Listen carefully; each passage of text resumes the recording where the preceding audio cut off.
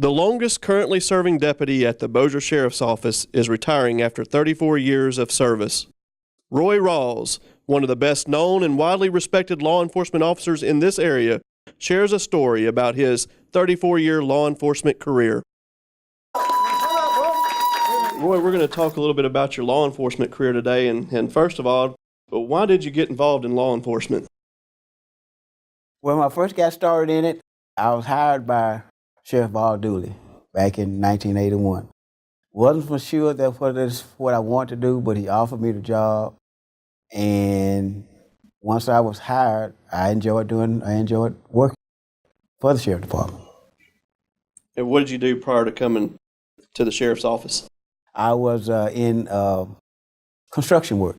Okay. I helped out the bricklayers doing construction work. And when you started at the Sheriff's office, where did you start? I started out in the jail. In the jail? Yes. How old were you when you started? I was 25 years old. And you stayed in the jail for how long? How long did you work corrections? I worked in the corrections for approximately 5 years. During that time, in that 5-year period, I also was a transportation officer for the Sheriff Department also. Okay. So I was the transportation officer. I was the transportation period. You were transportation. You were it. Yeah, transporting inmates all across South Louisiana, all over the place, coming, going, bringing them, taking them to the hospitals. I was the transportation officer. Okay. And then once you were when you left corrections, where did you go from there? I went in patrol for approximately 15 years. After then, I stayed in patrol for 15 years. And then after patrol? I went into detectives. And you stayed in detectives how long? Approximately from 2001 to presently. Okay, all right. Tell me about the Bossier Sheriff's Office when you first started. We hear stories about how far we've come since the days back then and riding around and having one car to share and things like that. Tell us about the beginning at the Sheriff's Office. I can remember when I first was hired, it was roughly maybe 50, 60 total employees that was here. We did share units at one point in time. I would get out of one, someone else would get in it. Those calls were run. They were 24/7, and they was high maintenance because we were getting calls from other agencies we were getting used calls from other agencies to help our fleet out, and that made it hard on our mechanic because he was trying to fix up something that was already broken that we had bought. So it's come a long way. It's come a long way. It has come a long way. Yes, it has. You worked in detectives for quite a long time. Can you tell me how the profession has changed in the way you do detective work when you first started in detectives as opposed to now? How's the investigations and things like that's changed over the years? The investigations has changed quite tremendously. The tools what they had back then, we didn't have, wasn't even thought of. As far as the crime scene, the things that we have now that we can put a crime scene together, we can do a crime scene way far better than we could back then. From all the technology that we didn't have then that we have now. So it makes it a lot easier. Could you tell me an interesting story that you may have that's happened over your many years in law enforcement? Once it was on Labor Day weekend, I was in patrol. There was a drowning down at Camp Joy Marina involving a young child that was visiting from another parish. And that was devastating to me.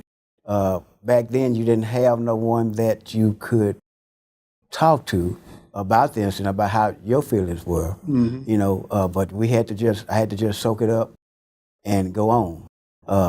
But that was a incident that I can remember vividly, when they pulled the young man, the little kid, I think the kid couldn't have been about maybe 10, 11 years old, and got some kind of way he got away from his parents, and they realized he possibly had fell off into the lake, and which he did. They pulled his body up.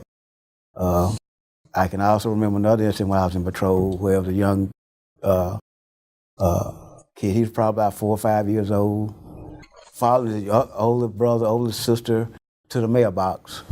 And apparently they ran off and left him. He's coming across the road and a vehicle hit him. That was also a devastating accident. The child did live, but he was just more like a vegetable than he was, being himself. Right. Right. So, yeah. And those weigh hard on you when you take calls like that. Yes. Have to respond to calls like that. Yes, it does. Right. It sure does. What makes you, over these past 34 years, get up and put that uniform on every day? What drives Roy Rawls to put the uniform on? What drove Roy Rawls to do that was because Roy Rawls loved his job. I love helping the people of Bowie Parish.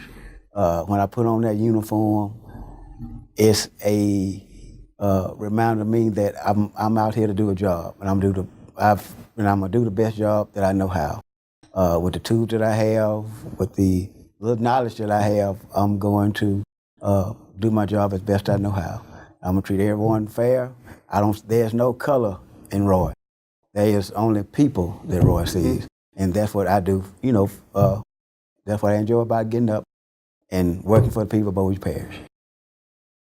What are maybe some words of wisdom that you would give to, say, a young deputy that's just now coming on board with us to work? What's some words of wisdom that you might give to them, or even anyone that might be wanting to start a career in law enforcement? First of all, he needs to think about it and make sure that's what he wants to do. Secondly, if he's not willing to take orders, then this is not a place for him to be. He has to be patient, listen, and the field training officer that's teaching him, he need to make sure that he understands if there are any questions that he don't understand. He need to ask the field officer, why'd you do this? How'd you handle it this way? Tell me again. There's nothing wrong with that because that's how you learn. So be patient and you'll be fine. What are you going to do now after tomorrow? You're retiring, and what's next? I have no plans. Just enjoy life and do some things that I normally wouldn't have time to do. I like fishing. I'm going to probably do some fishing. I got a dear grandson that we just enjoy being around each other, and we're going to spend some time with him, my dad, more time with him, and just enjoy myself. Roy, what is your perception of the negative image that the media is portraying about law enforcement? We have a job to do. And people have to understand it's two sides to every story. You can't just go just because you see it this way. You got to get all the facts to it. You can't just say, well, this is what I saw. No, this is not what you saw. You got to get all the evidence. You got to get everything. Let the police do their job. And sooner or later, it'll come out. Or if there's any wrongdoing, it'll be proven if there's any wrongdoing. But don't get upset or don't. It's all right to get upset, but don't go in a violent manner and just take things upon your own self and say, well, I know this is what happened. No, you don't know this is what happened. You have to let the facts come out first. Right. Right. Let law enforcement do their job and investigate and correct. And then come out. Sure.